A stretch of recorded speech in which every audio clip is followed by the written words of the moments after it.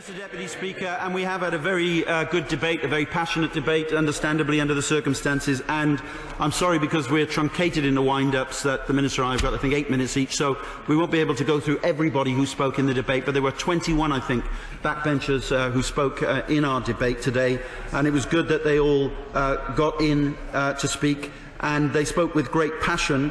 Particularly if I could mention my friend, I'm not sure if she's back yet in her place, she is from Newport East, who represents the Llanwern area. That was where my father worked for 20 years and where I was privileged to work in the steel plant and coke ovens for 6 months before I went up to university. And therefore lots of people who come from steelmaking backgrounds understand why everyone feels so passionate about this subject. And I'm sorry I can't mention everybody's contributions. But can I just say, those who have contributed representing steel-making constituencies, can I just commend them for the knowledge and passion they brought to our proceedings today, and not just today actually, but throughout the current crisis and long before that, because, Mr. Speaker, the government can't say it hasn't been warned about the crisis in the steel industry.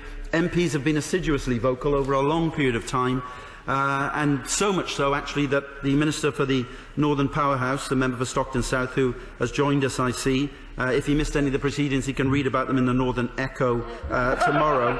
But on the contrary, the efforts of my friends to stand up for their communities and the British steel industry and its workers have been the very opposite of the showboating that they were accused of. They've made a substantial contribution towards forcing the government to acknowledge that action is required, however late and inadequate that action may be. So it's good, I think, Mr. Deputy Speaker, that the Business Secretary is finally talking to the European Commission. It's good that he's gone to Brussels. Only last week we found out in a parliamentary question from my honourable friend, the member for Cardiff South and Penarth, that he hadn't, incredibly, until now, spoken to the European Commission about this issue. So clearly he booked his Eurostar tickets very quickly to get over there today, and we welcome that. But it's perfectly reasonable to ask the question, why has it taken so long? Why has the Business Secretary been chasing rather than leading events? And we already know that when he became Business Secretary, he said he no longer wanted to have an industrial strategy, but preferred to talk about having an industrial approach. Now, that hardly smacks, Mr. Deputy Speaker, of someone who will intervene before breakfast, lunch, tea and dinner, let alone supper, on behalf of British industry. And I have to say, there are echoes today of the famous row between Margaret Thatcher and Michael Heseltine over Westland, when we find out today that hundreds of military vehicles and 3 new ships are being ordered, because of time I'm not going to give way to him, are being ordered by the government for our armed forces with steel imported from Sweden.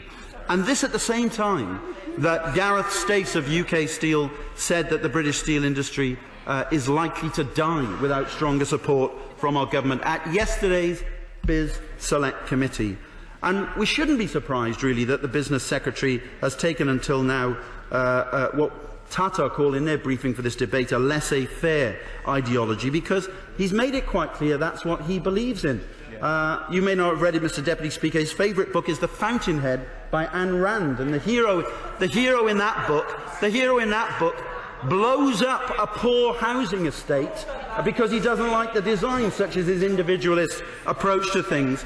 And it's no wonder, therefore. Well, she says it's shameful, the Minister. My argument is the basic cause of the government's slowness to react to the current steel crisis is that the Secretary of State fundamentally believes it isn't the business of government to get involved in markets and to get involved in industry. So while he's having to be seen to do something by going to Brussels today, he's actually in practice, and they can chunter away as usual all they like, he's actually in practice been busy planning the dismantling of his department's capacity to support steel and other key strategic British industries.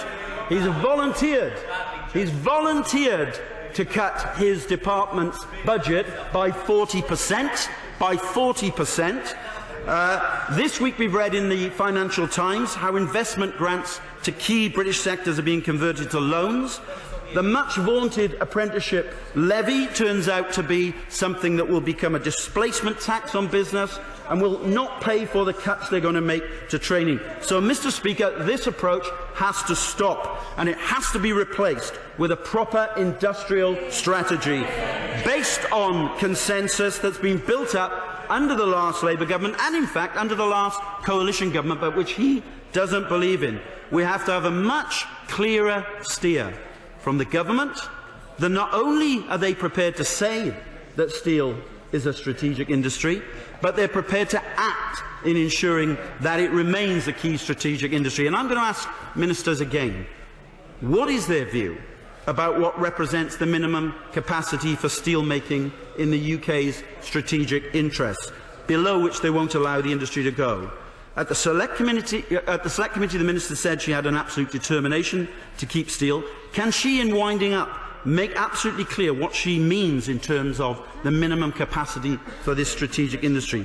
What efforts are ministers making to calculate the cost of cleaning up sites such as Redcar when they close? Because in a parliamentary answer to me last week, she couldn't say. How can the government decide whether or not closure is the right choice when they can't even estimate what it costs to clean up the site? And at last week's urgent question, Mr. Deputy Speaker, I urged the Business Secretary to implement the 5 points raised by UK Steel at the Steel Summit the previous week. At that point, the Business Secretary was unable to confirm that he would be doing so. Can she now confirm, albeit belatedly, that they are going to do so? And will she fully implement the energy-intensive industry compensation package now, not later? Will they finally press hard at EU level on anti-dumping measures? Will she even admit that dumping is going on? Will she let that phrase cross her lips in her response? And will they improve plant and machinery? Will they remove plant and machinery from business rate calculations and stop gold plating EU regulation? Support the use of British steel in major projects, unlike the staggering news we have about Swedish steel being used by the MOD today? And will they listen to calls from the trade unions, including Community, for a long-term strategy rather than a hand-to-mouth approach? And what's the government going to do to support skills retention and short-time working during the current crisis, if that's needed? Mr. Speaker, this has been the first major industrial test for the Business Secretary in particular, and the Conservative government in general, since the general election. Its initial response, as I've argued, was to revert to type and do as little as possible. It was prepared, it seemed, to let a key strategic industry die without a fight. Because of the chorus of voices from local MPs, from us as Her Majesty's loyal opposition, from the workforce, from employers and from the public, it has had to move, albeit far too slowly and too late for thousands who have lost their jobs.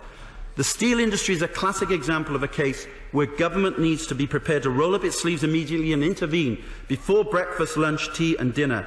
This government has been slow to act. The steelworkers whose jobs have been lost know it, the British public know it, and deep down inside, ministers know it, and it won't be forgotten.